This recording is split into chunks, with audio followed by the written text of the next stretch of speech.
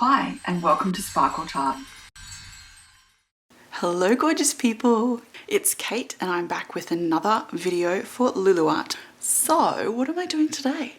I think I'm going to show you something that I would normally do for myself. It's a really quick background that you can use in your art journal, scrapbooks or cards, pretty much anything. And it's just called paint scraping and it's one of the most simple techniques that there is. I'm going to be using some of Dina Wakley's beautiful new pastel colours along with a custom mixed paint. So grab a couple of colours, don't need too many, and either an old credit card, a piece of plastic or a fancy paint scraper. And let's get started. I'm going to use some of the new Dina Wakley paints. You know I like these. So I'm going to start with apricot, carnation, and perhaps mineral as the base, with a hint of my trusty golden iridescent gold fine acrylic. Now it's always in my fine line applicator bottle because you know I like sort of writing with this at points. But I'm just going to squirt it on today. So this is the kind of page I would do for myself if I just wanted to do something quick to relax. So I often do backgrounds and I just have a play with colours. So I'm going to use a credit card to scrape the colour on today. There's two different sort of basic looks that you can get when using this. You can apply the paint to the credit card very, very thinly, very finely. And I'll do that with the grey here. So you basically just run a little bit of paint down the edge of the card, really, really tiny amount. You can see there's sort of barely anything on there. And then you just scrape. And as you can see, this will give you a long, very broken line. And I like doing it in multiple directions. So you can do that again. The more paint you apply, the thicker the line will be. You can start off the page if you like, you can start on the page. So you can see this second one with more paint is thicker than the first one that had very minimal paint. Alright, and basically you just keep applying until there's no more paint left on your credit card. You can make little sideways marks, you can make cross hatching. It's fun. It doesn't take very much paint and it doesn't take any skill at all. So this one is mineral, which is a very pretty cool grey. I'm going to use apricot. And the next thing you can do with a credit card and paint is apply little blobs. And when I say little blobs, I really mean almost just a dot of paint. And you'll want to do this quite sparingly. So just use a little bit of a time. Now you can do one colour and then another, but I'm going to do two. So I've also got carnation. And you can put these right next to each other or randomly across the background. And it helps if you do a little bit of everything. Now the bigger the blob, the bigger the stripe that this will make. The smaller the blob, the smaller the stripe, if that makes sense here. So I've just picked up a little bit of paint, dragged it down the page, and then I've moved and dragged onto a white section.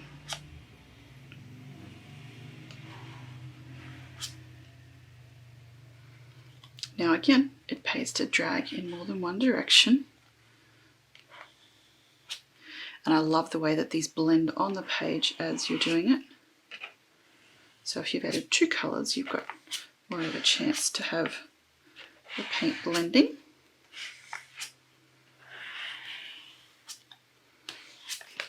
Now as you can see, applying the paint directly to the paper and then dragging the credit card across it, you get much thicker swipes of paint and they're not quite so varied, so you're just sort of squishing that blob into the paper. So I quite like the background here, but I think it needs another colour. I'm going to add just a few swipes of gold.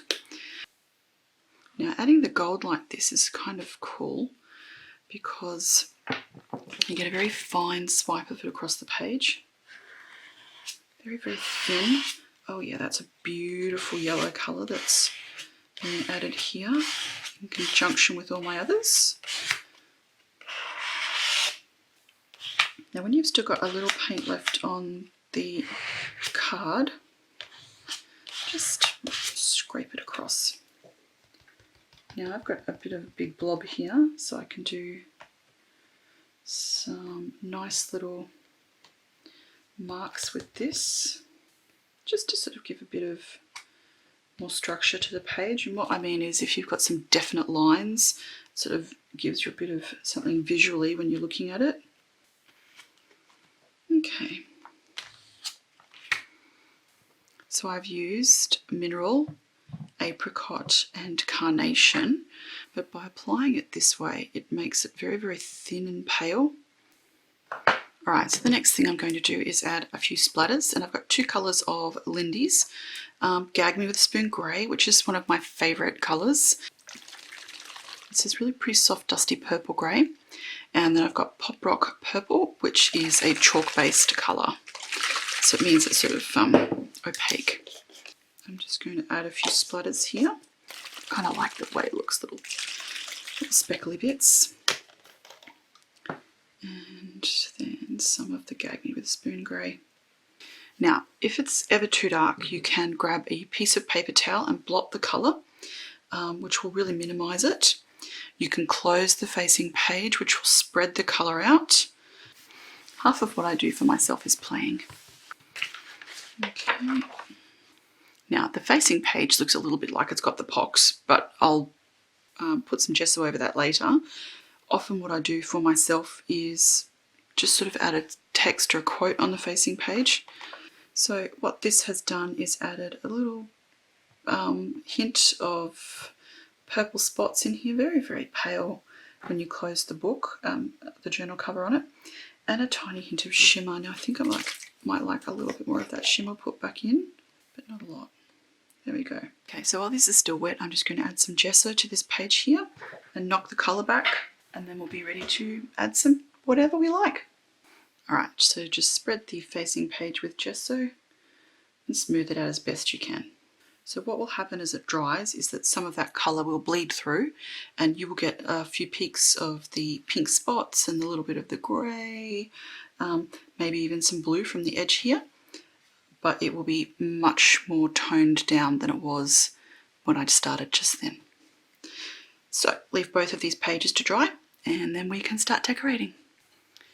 Alright, so my background's now dry, and as you can see, it's got metallic and the spots of shimmer. So grey and pink with a hint of gold have always been sort of a favourite pastel combination of mine, but recently I've been experimenting with adding a little bit of navy blue to the mix of this colour palette, which has been quite successful. See how quick that was? I mean, really, when I'm doing something for myself where I just want to create something pretty, this is about the amount of time that I usually take. This nice simple kind of page is sort of what I do. And now that the background is dry, the technique for this page is finished. And as you can see, it is super simple. You could really do it with any colour and any acrylic paint. Now I'm going to finish mine off. I'm going to keep it pretty simple. So I'm going to mix a custom paint colour using Dina Wakley's Night and Lapis, and this will give me a beautiful navy blue. Now I'm going to use that colour as the basis for my page, because I know that this goes really beautifully with those beautiful pastels that I've used on the bottom layer. So once you've mixed the paint up, I'm just using my Jane Davenport angled brush to add a very, very simple floral kind of pattern onto the page. Now I'm making sure to only add it on one side, so I leave myself room for doing a little decoration and something, maybe some words on the other side. Now once that is dry, you can add several layers of colour if you like to darken it. I like the sort of wishy-washy effect from just the single layer. So at this point I'm going to use some of those same paints I've used for the background just to sort of make it all match. And I might use the carnation to add a little bit of colour over the top of those blue leaves, just to swish here and there, just to break up that blue. I'm going to add a little tiny bit of doodling with some fine line pens. I love making borders and adding a bit of extra zhuzh with my Dina Wakley football pen, because it's pretty much bulletproof and it goes over almost everything. Now at this point it needs a little bit of background work. So I've grabbed a stencil from the Crafters Workshop, and I'm going to show you a really simple trick to draw the eye to a section of your work, and it's just circles. You know how you see artists put circles on things and then put words in them? Well, that's because the circle tends to draw your eye. It just works that way. So I'm going to use the stencil and one of my Copic multi-liners in a pale grey just to add a little bit of circle, just very, very lightly to my background. Not only does this add pattern, but it also helps give the page a focal point. Now on the leaves it hasn't turned out quite as dark as I might like, so I'm going to enhance that by adding a little bit of white paint pen and then a little bit of gold metallic pen over the top, just to give a little bit more personality to my design. That, and I kind of love doodling, so I'm just adding a little bit of this just to make this more mine. Now, to break this up even further and to add a little bit more boldness to the design, I'm going to stick with the same colours, but I'm going to use a pink Jane Davenport paint over pen just to add a bit of edging. Now this turned out to be a lot thicker, whoops, than I intended, so I'm adding a bit of white over the top, and it actually turned out more beautiful than I could have hoped originally because the white breaks it up but still makes it look absolutely gorgeous.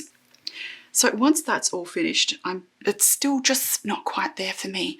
So I've grabbed some of my Tim Holtz letters and stamped out some words just in those same kind of colours, and I've added being brave to the page because some days you just kind of have to be brave.